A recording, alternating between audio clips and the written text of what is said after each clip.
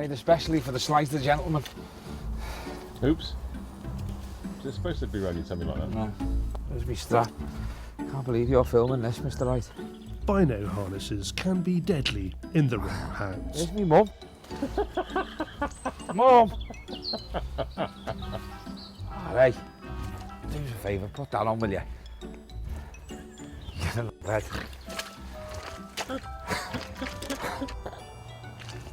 Once Steve has regained his composure, he explains what we're up to this evening. Well, tonight we are on a farm locally to me here in Cheshire.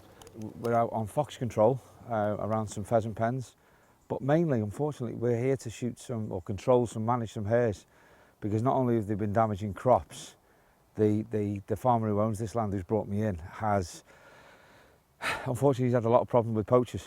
People driving the land, running the dogs, destroying gateways, leaving carcasses about, and so the only way to deal with it is to unfortunately thin down the hare population. You hear this a lot. It's a dilemma, isn't it? Because there's a real love of hares, actually. Hares are a real majestic, beautiful animal.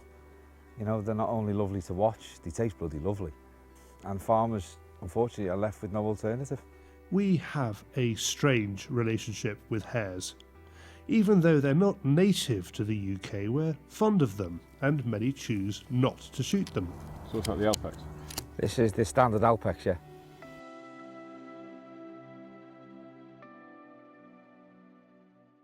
Cracking bit of kit on my Tikka 223. It's a little bit too heavy of a calibre for the hares. I am using a 55 grain VMAX, and most of them are within sort of 150, 200 yards. And combined with the alpex, the old Habrock 4Ks, we're on a winner. Chicken dinner. This farm in particular, and a lot of the land around here, is surrounded by a major A road with easy access, and it gives people access to the fields, it gives people access to, you know, the quarry that's on the fields, and the poaching is rife, and there's very little, unfortunately, that gets done about it. So the farmers are left with no alternative in certain situations than to have the hares controlled.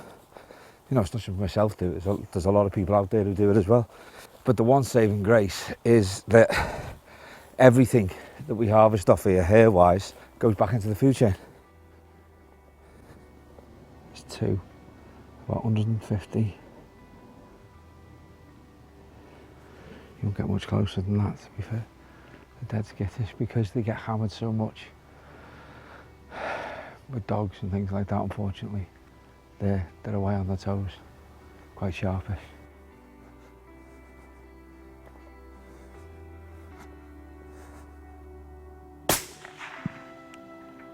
Steve makes the 150-yard shot. Unfortunately, we didn't record the moment on the alpex. Thank you very much. What we did catch on camera was Steve's visit to a primary school in Staffordshire. As part of our baby steps towards getting the Countryside Academy up and running, he is helping to fulfil Fieldsports Channel's educational ambitions. One little boy, and he had a t-shirt on. It said Minecraft. Now I know that's a computer game because Noah plays it. And he said to me, he said, "Do you know what, Mr. Steve?" I said, "What, mate?" He said, "I'm going to go home tonight." And he said, "I'm not going on Minecraft. I'm going in the garden." His job is to get these young minds disengaging from screen time and engaging with green time. Here's one ringing endorsement. Hi Steve, thank you for coming to my school. My friends really enjoyed it, so did I. I enjoyed feeling the tails and having a look at the ferrets most.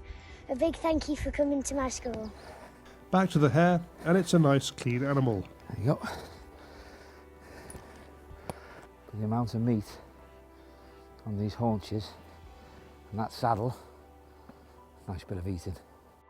This evening's short outing shows the countryside is dealing with all sorts of issues and pressures. If we can give youngsters a little taste of it, they may grow up respecting it